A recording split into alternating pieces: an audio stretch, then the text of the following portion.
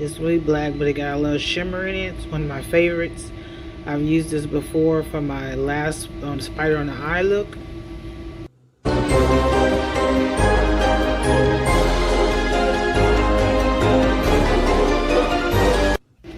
Next, I'm going to use my Beauty Bay palette, the Bright palette, one of my favorites with multiple colors. I'm going to go in with this orange looking color over the top of the black eyeshadow.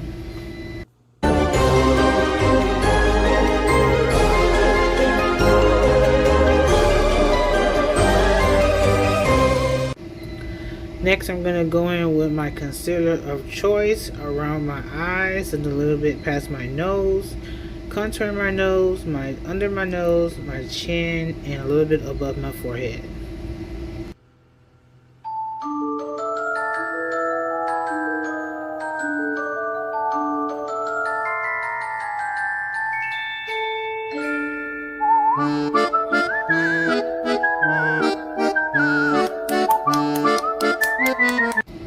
So right here I'm going to put on my foundation.